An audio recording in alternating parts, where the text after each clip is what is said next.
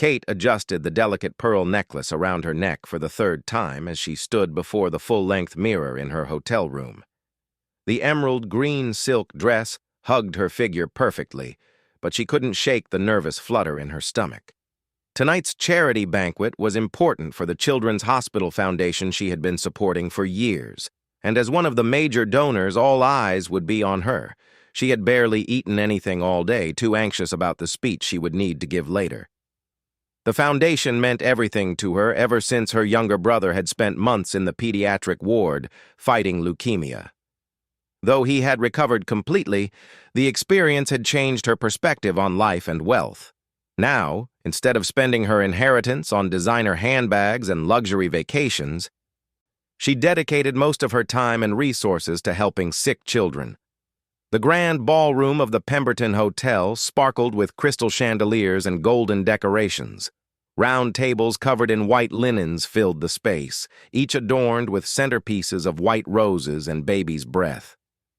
The who's who of the city had gathered for this annual event, their designer gowns and tailored tuxedos creating a sea of elegance and sophistication. Kate made her way through the crowd, greeting familiar faces and thanking supporters for their generous contributions. Her assistant Maria had briefed her on the evening's schedule, cocktails and mingling for the first hour, dinner service, and then the presentation where Kate would announce the foundation's new wing for the Children's Hospital. William Henderson stood near the bar, nursing a glass of whiskey and observing the crowd with keen eyes. As the hotel's general manager, he had overseen countless events in this ballroom, but tonight felt different. He had been watching Kate from across the room, noting how she gracefully moved between conversations despite the obvious tension in her shoulders. He had met her several times during the planning stages of this event, and each interaction had left him more impressed by her genuine compassion and dedication.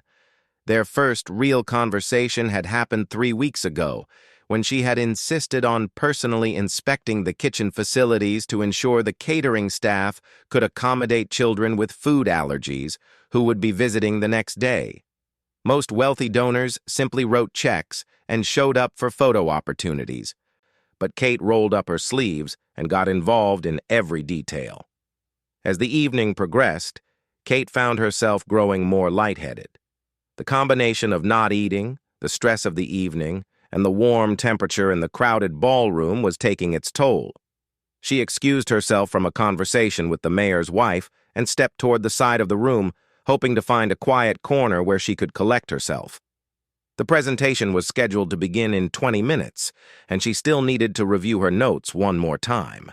The foundation's board members were counting on her to secure additional funding tonight, and several major potential donors were in attendance. The pressure felt overwhelming, and she could feel her heart racing in an uncomfortable way. William noticed Kate's pale complexion as she moved away from the crowd. His years of hospitality experience had taught him to read people's comfort levels, and something about her posture alarmed him. She was gripping the back of a chair and seemed to be struggling to maintain her composure. He quietly excused himself from his conversation with the event photographer and began making his way across the room. Kate tried to reach for her small purse to retrieve her phone, thinking William's arm wrapped around Kate's waist just as her legs gave way completely. In one fluid motion, he caught her weight and guided her gently into a nearby chair, positioning himself to shield her from the view of the other guests. His heart pounded as he felt how fragile she seemed in that moment, her usual confident demeanor completely gone. "Miss Kate, can you hear me?" he whispered urgently, his hand gently touching her shoulder. Her eyes fluttered open, unfocused and confused. The color had drained from her face completely, making her green dress appear even more vibrant against her pale skin. Kate tried to speak but found her voice weak and shaky. I don't know what happened. The room started spinning and I felt so hot." She attempted to sit up straighter but immediately felt the dizziness return.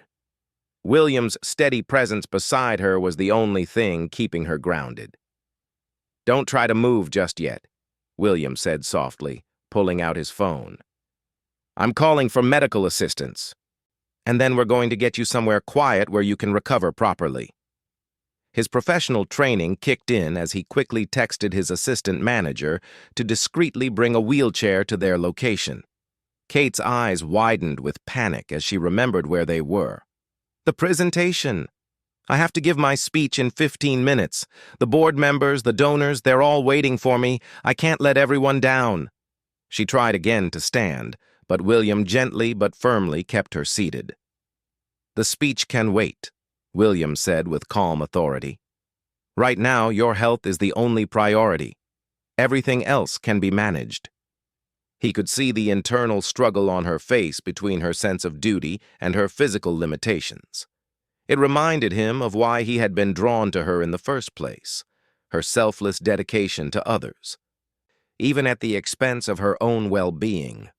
Maria appeared at Kate's side within minutes, having been alerted by William's assistant.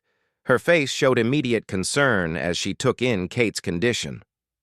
"What happened? Should I call an ambulance?" she asked, kneeling beside the chair. "No ambulance," Kate managed to say, her voice still weak but more determined. "That would create too much attention. The last thing the foundation needs is negative publicity because I couldn't handle the pressure of one evening." She looked between William and Maria with pleading eyes. William made a quick decision. "My office is just down the hall from here. It's private, quiet, and has a comfortable couch where you can rest. We can bring some food and water, and once you're feeling stronger, we can reassess the situation." He looked at Maria. "Can you handle things here for a little while?" Maria nodded immediately. "I'll tell the board that you need a few extra minutes to prepare, and I'll have them extend the cocktail hour. Most people are still eating anyway." She squeezed Kate's hand reassuringly. "Don't worry about anything except getting better." William's assistant manager arrived with a wheelchair, and together they helped Kate into it. William positioned a white napkin over her lap to maintain her dignity and began pushing the chair toward a side exit that would avoid the main crowd. Kate felt embarrassed about needing this kind of assistance, but she was also grateful that William had taken charge so efficiently. His office was a sanctuary of calm compared to the bustling ballroom, dark wood furniture, soft lighting, and the faint scent of vanilla candles created an atmosphere of peace. William helped Kate onto the leather couch, placing a pillow behind her back and covering her with a soft throw blanket he kept in his office closet. "When did you last eat something substantial?" he asked, while opening a small refrigerator in the corner of his office. Kate had to think about it for a moment, which told him everything he needed to know. "I had some toast this morning, I think. Maybe some coffee around noon." She felt foolish admitting how poorly she had taken care of herself. "I've been so nervous about tonight that food just seemed unappealing." William returned with a bottle of cold water and a small plate of crackers and cheese that he kept for long working days. "This will help stabilize your blood sugar." The dizziness was probably caused by a combination of not eating, stress, and the heat in that crowded room. As Kate slowly sipped the water and nibbled on the crackers, she felt her strength beginning to return. The quiet environment and William's calm presence were exactly what she needed. She found herself studying his face as he checked his phone for updates from the event, noting the kindness in his eyes and the competent way he handled the crisis. "Why are you being so kind to me?" she asked suddenly. "You barely know me, and you're missing the entire event you helped organize just to make sure I'm okay." William looked up from his phone and met her gaze directly. "Because sometimes the most important moments happen when we're not performing for an audience. Tonight you needed help, and I was in a position to provide it. That's all that matters." Kate felt something shift inside her chest, a warmth that had nothing to do with recovering from her fainting spell and everything to do with the man sitting across from her. I'd need to call Maria for assistance, but the simple movement made her feel even more unsteady. The chandelier lights seemed brighter than before, and the conversations around her began to sound muffled and distant. She realized with growing panic that she was about to faint in front of 300 of the city's most prominent citizens. The last thing she remembered clearly was reaching out for something to steady herself, her vision beginning to blur around the edges. The emerald dress that had made her feel so confident earlier now felt restrictive and heavy. She could hear her own heartbeat echoing in her ears. And the beautiful ballroom started spinning around her like a carousel. William quickened his pace when he saw Kate's knees begin to buckle. Years of handling emergencies in the hospitality industry kicked in, and he smoothly navigated through the clusters of guests without drawing attention to the developing situation.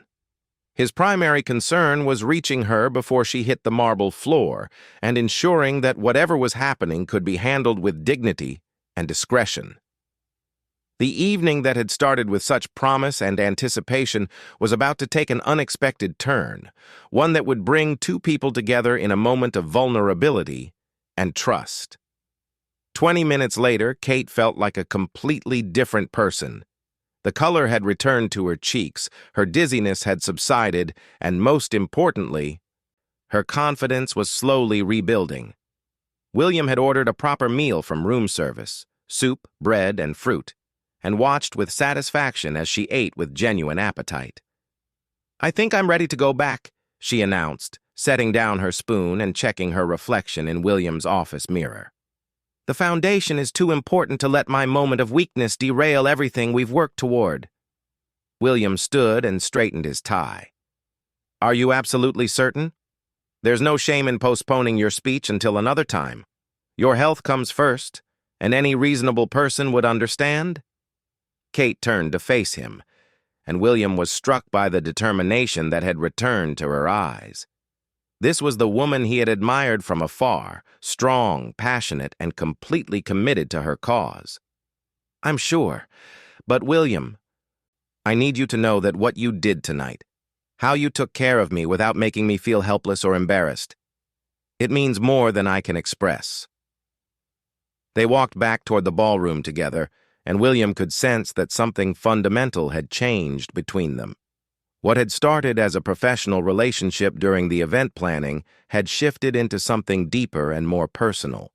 He found himself hoping this wouldn't be the last time they spent time together away from the formal charity functions. The ballroom was still bustling with activity when they returned. Maria immediately approached them, relief evident on her face when she saw Kate looking healthy and composed. "The board managed to keep everyone entertained with the silent auction, but people are definitely ready for your presentation," she reported. Kate took a deep breath and smoothed her dress. "Then let's not keep them waiting any longer." She turned to William one more time. "Will you be watching from the back of the room?" "I'll be right there," he promised, and Kate felt a surge of confidence knowing he would be nearby. The presentation went flawlessly. Kate spoke passionately about the Foundation's mission, shared heartbreaking and hopeful stories about the children they had helped, and announced the plans for the new wing that would provide specialized care for young cancer patients. Her voice was strong and clear, and her genuine emotion moved several audience members to tears. When she revealed the architectural plans for the new wing and announced that they had already raised 60% of the required funding, the room erupted in spontaneous applause. Several major donors approached the stage immediately afterward to pledge additional support, and by the end of the evening they had exceeded their fundraising goal by $30,000. As the guests began to leave and the hotel staff started clearing the tables, Kate found William overseeing the breakdown of the event equipment. She approached him with a mixture of exhaustion and exhilaration on her face. "Thank you," she said simply. "Not just for tonight, but for helping make this entire evening possible. The new wing is going to change so many young lives, and none of it would have happened without your support behind the scenes." William smiled, pleased by the success of the event, but more pleased by the fact that Kate had recovered so completely. It was an honor to be part of something this meaningful. "Your speech was incredible. I could see how much this cause means to you." They stood together in the nearly empty ballroom, both aware that the evening was ending, but neither quite ready to say goodbye. The crisis that had brought them together had revealed something neither had expected, a connection that went beyond their professional roles. "Would you like to have dinner sometime?" William asked, surprising himself with his directness. "Somewhere quiet, where you can actually eat the food instead of worrying about speeches and presentations." Kate laughed, the first genuine laugh she had managed all day. "I would love that. But next time, I promise to eat breakfast first." As they exchanged phone numbers and made plans to meet the following weekend, Kate realized that what had started as one of the most stressful nights of her life had somehow turned into the beginning of something beautiful. Sometimes the most meaningful connections happened when people showed up for each other in moments of vulnerability. The ballroom lights dimmed as the hotel staff finished their work, but Kate and William continued talking, both knowing that their story was just beginning. The charity banquet had raised money for sick children, but it had also brought together two people who understood the importance of caring for others, and now, perhaps, caring for each other.